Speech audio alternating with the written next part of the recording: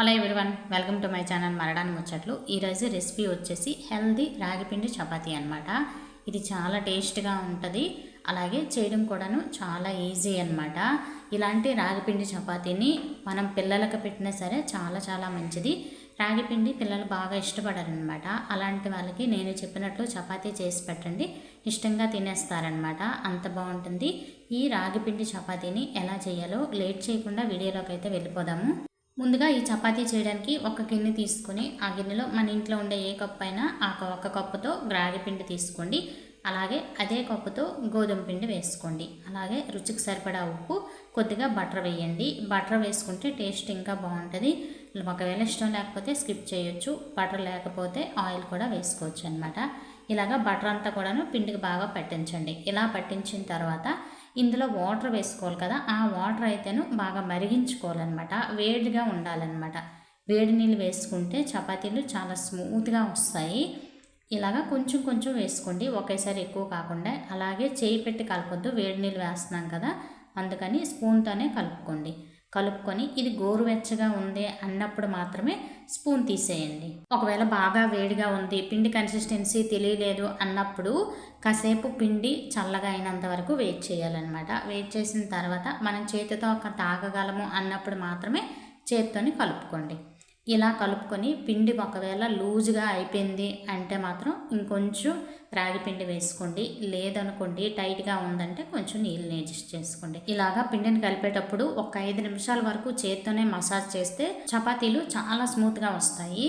ఇలాగా పిండిని చూస్తున్నారా, ఈ కన్సిస్టెన్సీలో కలుపుకోవాలన్నమాట. కలుపుకున్న తర్వాత ఈ పిండి పైన మూత పెట్టేసి 5 నిమిషాలు నాననివ్వాలి. 5 నిమిషాల తర్వాత మూత తీస్తే పిండి బాగా సెట్ అయిపోద్ది, అలాగే బాగా నానుద్ది అనమాట. ఇలాగా 5 నిమిషాలు నానిన తర్వాత మరలా పిండిని మరొక నిమిషం పాటు కలుపుకోండి.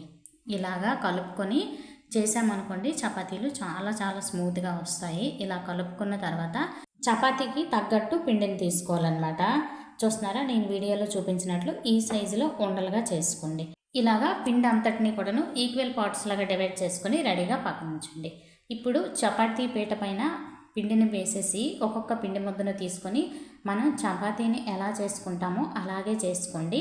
అయితే గోధుమ పిండి వేసాం కాబట్టి విరిగిపోదు. అదే మనం గోధుమ పిండి తగ్గించి వేసామనుకోండి రాగి పిండి విరిగిపోతూ ఉంటుంది చపాతీ చేస్తున్నప్పుడు.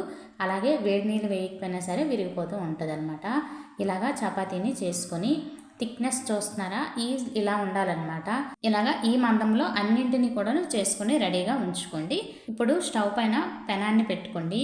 ఆ పెనం అనేది బాగా దళసరిగా ఉండేలాగా చూసుకోండి. అలాగే బాగా వేడెక్కిన తర్వాతే చపాతీని వేయండి. వేసిన తర్వాత ఒకవైపు కాలిన తర్వాత రెండో వైపు తిప్పుకుంటూ ఉండాలి. అలాగే చపాతీ కాల్చేటప్పుడు మాత్రం హై ఫ్లేమ్ మీదే పెట్టి కాల్చుకోండి. లేదనుకోండి అప్పుడల్లా వస్తాయన్నమాట మంట తగ్గించామంటే.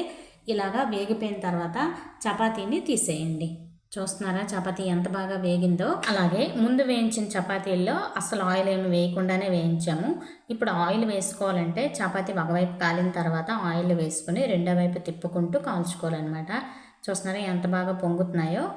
ఇలా చేసుకున్న చపాతీలు కూడాను చాలా టేస్ట్గా ఉంటాయి. నేనైతే ఎక్కువగా ఆయిల్ వేయను. ఆయిల్ ఇష్టపడే వాళ్ళు ఆయిల్ వేసుకొని చపాతీలు చేసుకోండి. ఈ చపాతీలు వేడి మీదే కాదు చల్లగా అయిపోయినా సరే చాలా చాలా టేస్ట్గా ఉంటాయి.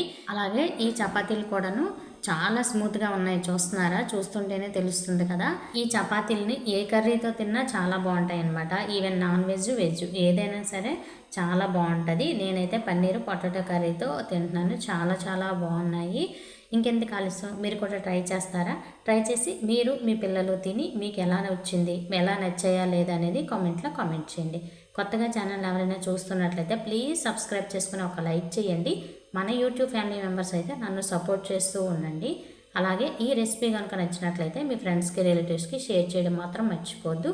రేపటి మరొక మంచి వీడియోలో మళ్ళీ కలుస్తాను. ఉంటాను ఫ్రెండ్స్, ఉంటాను మరి, బాయ్.